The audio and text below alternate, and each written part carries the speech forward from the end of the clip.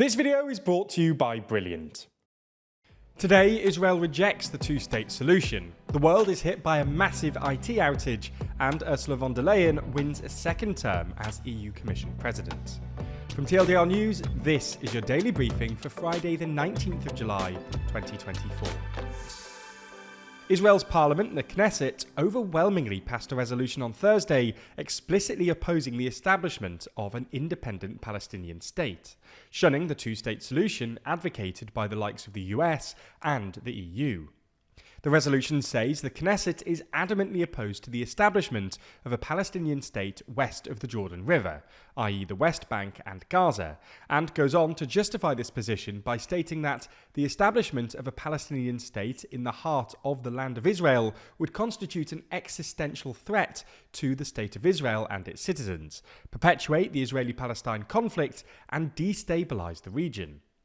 The resolution, quote, signals to the international community that pressure to impose a Palestinian state on Israel is futile, the leader of the right-wing New Hope party said. For context, so far this year, 9 countries, including Ireland, Spain and Norway, have recognised the state of Palestine. The resolution, which is symbolic but not legally binding, was co-sponsored by parties within Prime Minister Benjamin Netanyahu's coalition, as well as right-wing opposition parties, and passed with 68 votes in favour and only 9 against. The resolution was supported by members of the National Unity Party, led by Benny Gantz, something of a reality check for those in Washington who see Gantz as a more dovish possible replacement for Netanyahu. Gantz's party described recognition of a Palestinian state as a reward for terror and Hamas. Meanwhile, lawmakers from opposition leader Yair Lapid's centre-left Yesh Atid party were not present for the vote. The passing of the resolution was condemned by the Palestinian Authority, whose foreign minister said that it was time the international consensus on the two-state solution was translated into practical steps to resolve the conflict before it's too late. The Knesset vote came just days before Prime Minister Benjamin Netanyahu heads to the United States for a high-profile and contentious visit, and the resolution will, to quote the Times of Israel, further irk Democrats uncomfortable with embracing an Israeli government that increasingly rejects a two-state solution. Meanwhile, UN Secretary-General Antonio Guterres has warned that Israel's policy towards the occupied West Bank is driving a stake through the heart of any prospect for a two-state solution, adding that Israel's attempts to alter the geography of the Palestinian territory through land seizure and settlement expansion risk causing irreparable damage if left unaddressed. There's more on the way, but remember to subscribe and ring the bell for more daily briefing on Monday. Plus, if you want to support the channel like Charlie S, then consider joining the new TLDR membership program for just $1.99. A massive IT outage has hit companies around the world, affecting banks, media, airline, emergency services, and more. Warnings of a problem first came from Australia, as companies suffered outages that the government said looked to be related to a technical issue at global cybersecurity firm CrowdStrike. The rest of the world woke up to the same issue, and Friday morning saw massive disruption across multiple industries. Just to list some examples, airports in Germany, the UK, Spain, Singapore and more experienced delays, and US airlines issued ground stops. Sky News went offline due to technical issues, the London Stock Exchange experienced an issue with publication of news announcements, bank services in multiple countries went down, train companies in countries including the UK and Malaysia experienced issues, and Microsoft said it was investigating an issue impacting users' ability to access various Microsoft 365 apps and services. On its website, CrowdStrike said it is aware of reports of crashes on Windows related to the Falcon sensor, which is its widely used cyber threat protector. It seems to be Windows computers that are being affected, with users reporting that their machines are displaying the so-called blue screen of death. At time of writing, the disruption is still ongoing, but hopefully by the time you're watching this, things are back up and running. Ursula von der Leyen has been comfortably re-elected as President of the European Commission in a vote by the European Parliament, putting to bed a period of uncertainty over whether she would retain the EU's top job.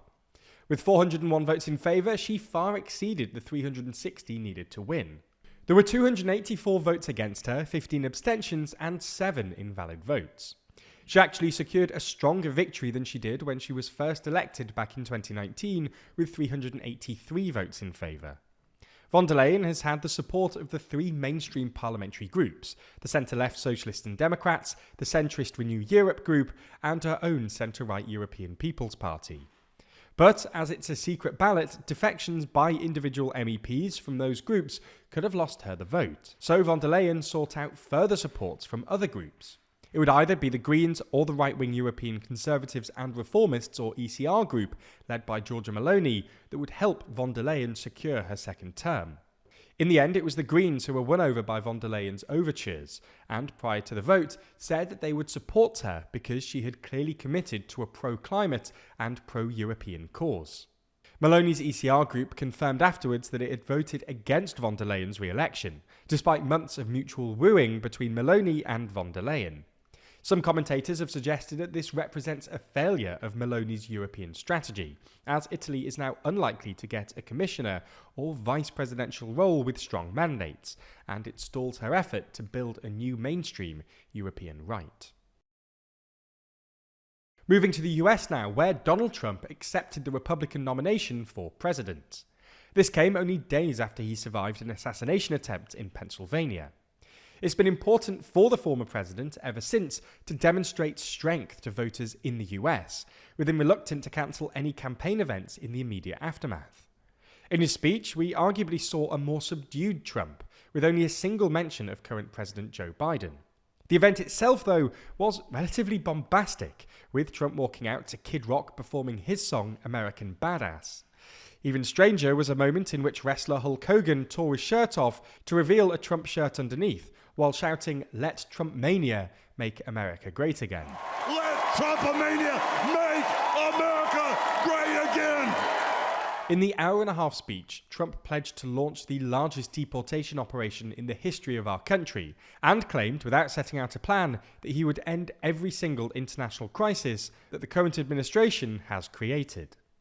Trump was also keen to stress his family credentials to his audience, with both Don Jr. and Eric being given high-profile speaking slots at the convention. Later, the whole Trump family were invited on stage at the end of Donald Trump's speech. This all comes as speculation about Joe Biden's mental acuity rumbles on, and as it becomes more and more likely that he'll drop out of the presidential race. In the final uplifting story today, we discuss HIV treatment. It was announced this week that a 60-year-old man in Germany is believed to be the 7th person to effectively be cured from HIV. This followed a stem cell transplant. Essentially, the procedure, which is both painful and risky, replaces the individual's immune system. The procedure has a 10% chance of death and is only offered to people who have both HIV and aggressive leukemia. While Christian Gabler, the doctor at Berlin's Charité University that treated the patient, claimed that the team cannot be absolutely certain that every trace of HIV has been eradicated, he added that the patient's case is highly suggestive of an HIV cure. It's interesting that even as people ostensibly into politics, the TLDR team spends more and more time analysing data and economic information as it becomes increasingly critical. But as a bunch of people who are ordinarily more focused on words than numbers, we've really benefited from courses on Brilliant.org in order to keep ourselves sharp. That's because Brilliant is the best way to learn maths and computer science in a fun and interactive way. From foundational and advanced maths to AI, data science, neural networks, decision making, and more, with new lessons added monthly.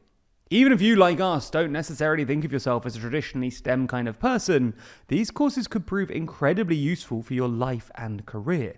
In fact, Brilliant recently launched a ton of new content in data, all of which uses real-world data to train you to see trends and make better informed decisions. When it comes to our work, courses like these can help us to parse and visualize massive datasets and make them easier for both us and you to interpret. Plus, these new courses include real-life datasets from sources like Starbucks, X, and Spotify in order to bring the learning to life. To try everything that Brilliant has to offer for free for a full 30 days, go to brilliant.org/TLDR or click the link in the description. Plus, by doing so, you'll also get 20% off an annual premium subscription.